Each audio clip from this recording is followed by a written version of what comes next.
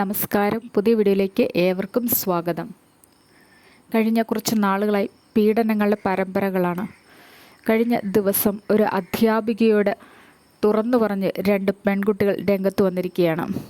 തൻ്റെ അമ്മയുടെ കാമുകൻ തങ്ങളെ കുറച്ച് നാളുകളായി പീഡിപ്പിക്കുന്ന ഒരു സംഭവമാണ് സ്കൂളിൽ അധ്യാപികയുമായി കുട്ടികൾ പങ്കുവച്ചത്. നിരന്തരമായിട്ടുള്ള പീഡനം ഈ കുട്ടികൾ മടുത്തു തുടങ്ങി.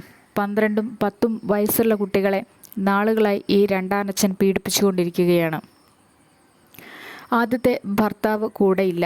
രണ്ടാമത് കയറി വന്ന ഒരുത്തനുമായി അധികമായി ചങ്ങാത്തത്തിലായ അമ്മ മക്കളുമായിട്ട് യാതൊരു വിധത്തിലും സ്നേഹത്തോടുകൂടി പോകുമായിരുന്നില്ല. മക്കളെ സ്നേഹിക്കാൻ ഈ അമ്മയ്ക്ക് താല്പര്യമുണ്ടായിരുന്നില്ല. ഈ രണ്ടാനച്ഛന് കുറച്ച് നാൾ കഴിഞ്ഞപ്പോൾ അമ്മയെ മടുത്തു.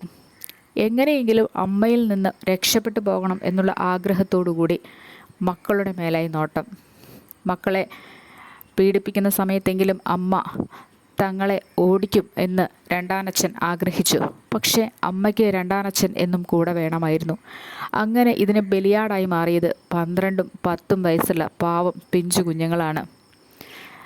ശരീരത്തിൽ ഒന്നടങ്കം മുറിവുകളും ശരീരത്തിൽ ആകമാനം വേദനകളുമായി പിഞ്ചുകുട്ടികൾ സ്കൂളിലെത്തി തങ്ങളുടെ അധ്യാപികയോട് വിവരം പങ്കുവച്ചു. അധ്യാപിക തങ്ങളെക്കൊണ്ട് സാധിക്കുന്നത് പോലെ ആൾക്കാരുമായി ഇടപെട്ട് ഈ പ്രശ്നത്തിനൊരു പരിഹാരം വരുത്താൻ നോക്കി. രണ്ടാനച്ഛനെ കസ്റ്റഡിയിലെടുക്കുകയാണ് ചെയ്തത്. ഇത്തരത്തിൽ സമൂഹം എന്തുകൊണ്ടാണ് ഈ രീതിയിലേക്ക് മാറിക്കൊണ്ടിരിക്കുന്നതെന്ന് ചിന്തിക്കേണ്ടിയിരിക്കുന്നു. അധ്യാപികയുടെ കൃത്യമായിട്ടുള്ള ഇടപെടൽ മൂലമാണ് ഇവിടെ ഈ സംഭവത്തിന് വലിയ ദാരുണമായ രീതിയിലൊരു അവസാനം ഉണ്ടാകാതെ ഇത്തരത്തിലെങ്കിലും ഇത് അവസാനിക്കേണ്ടി വന്നത്. രണ്ടാനച്ഛനും അമ്മയുമൊക്കെ വളരെ അധികം വൈരാഗ്യ ബുദ്ധിയോടുകൂടി പ്രവർത്തിച്ചിരുന്നവരായിരുന്നു എന്ന് വേണം ചിന്തിക്കുവാൻ. ഒരൊറ്റ എടുത്തുചാട്ടത്തിന് ഒരു കാണുന്ന ഏതെങ്കിലും സ്ത്രീകളുടെ പുറകെ പോകുന്ന ആണുങ്ങളാണിതൊക്കെ. അതിനുശേഷം ആവശ്യം കഴിഞ്ഞു കഴിയുമ്പോൾ മക്കളേലാവും നോട്ടമുണ്ടാവുക. ഇവിടെ സംഭവിച്ചത് രണ്ടാനച്ഛൻ 12ഉം 10ഉം വയസ്സുള്ള മക്കളെ കൂടെ കിടത്താൻ ശ്രമിച്ചു എന്നതിലുപരി ഈ കുട്ടികളുടെ കൂട്ടുകാരെ കൂടി ആവശ്യപ്പെട്ടു.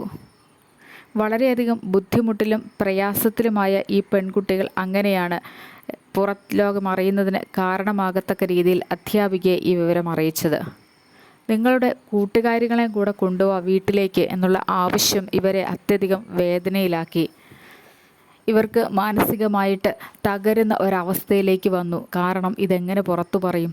രണ്ടാനച്ഛനെയും അമ്മയും പേടിച്ചിട്ടാണ് ഈ പെൺകുട്ടികൾ ഇത്രയും കാലം തങ്ങളുടെ വിവരങ്ങളൊക്കെ പുറത്തേക്ക് പറയാതെ ഇരുന്നത്. ഇത്തരത്തിൽ രണ്ടാനച്ഛന്മാരുടെ ക്രൂരതകൾ സഹിക്കുന്ന, പീഡനങ്ങൾ സഹിക്കുന്ന കുറേയധികം പെൺകുട്ടികളെ കേരളത്തിൽ കാണാനായിട്ട് സാധിക്കും. കേരളത്തിൽ എന്നല്ല, ലോക ജനതയിൽ എവിടെയും ഇത്തരത്തിലുള്ള ചില മൃഗീയമായിട്ടുള്ള ഏർപ്പാടുകൾ കാണാൻ സാധിക്കും. ഇത്തരത്തിലുള്ള പല പീഡനങ്ങളും പുറത്തേക്ക് വരുന്ന സമയങ്ങളിൽ കേരള ഗവൺമെൻറ് അത് ഏറ്റെടുത്ത് കുട്ടികളെ സംരക്ഷിക്കുന്ന ചില ഏർപ്പാടുകളുമുണ്ട്. കാരണം സ്വന്തം ഭവനത്തിൽ സുരക്ഷിതമല്ലാത്ത ജീവിതം അമ്മമാരെന്തുകൊണ്ടിത് അറിയുന്നില്ല? 2 പെൺമക്കളുടെ ജീവിതം നരകതുല്യമായി മാറുന്നത് നോക്കി നിന്ന് കണ്ട ഒരമ്മയാണത്. കാരണം തനിക്ക് രണ്ടാനച്ഛനെ വേണം. തന്നിൽ നിന്ന് വേർപെട്ട് ഈ ഇദ്ദേഹം പോകാതിരിക്കുന്നതിനായി മക്കൾ നരകയാതന അനുഭവിക്കുന്നത് നോക്കി നിന്ന് രസിച്ച ഒരമ്മയാണത്. കാരണം അമ്മയോളം ഇത്രയും തരം താഴ്ന്ന ഒരു സ്ത്രീയില്ല എന്ന് പറയാം. ഈ അമ്മയോളം ഈ ഭൂമിയിൽ അമ്മമാരെന്ന് പറയുന്നത് അത്രമേൽ പവിത്രമായ ഒരു ബന്ധമാണ്. മക്കളെ പ്രസവിച്ച് വളർത്തി അധ്വാനിച്ച് കഷ്ടപ്പെടുന്ന അമ്മമാർക്ക് ഒരു അപമാനമാണ് ഈ സ്ത്രീ എന്ന് വേണം പറയാൻ. ഓരോ പുരുഷനും മനസ്സിലാക്കേണ്ടത് സ്ത്രീകളെ സംരക്ഷിക്കുന്നതിനുള്ള അവകാശത്തെക്കുറിച്ചാണ്, അല്ലാതെ സ്ത്രീകളെ പീഡിപ്പിക്കുന്നതിന് വേണ്ടിയല്ല. സ്ത്രീകൾ പോട്ടെ, ഇവിടെ പിഞ്ചു കുഞ്ഞുങ്ങളാണ് പീഡനങ്ങൾക്ക് ഇരയായി തീർന്നിരിക്കുന്നത്. ഇതുപോലെയുള്ള പീഡനങ്ങൾ നടന്ന് മരണങ്ങൾ സംഭവിച്ചിട്ടുള്ള കഥകളും അനുഭവങ്ങളും വളരെ വ്യക്തമാണ് ഈ കേരളത്തിൽ. കാരണം അങ്ങോളം ഇങ്ങോളം മദ്യത്തിൻ്റെയും ലഹരിയുടെയും ഒക്കെ പിടിയിലായി കഴിഞ്ഞിരിക്കുന്നു മനുഷ്യരൊക്കെയും. പേടി കാരണം പുറത്ത് ഒരിക്കലും ഈ കുട്ടികൾ പറയില്ല എന്ന് ഇദ്ദേഹത്തിന് ഉറപ്പുണ്ടായിരുന്നു.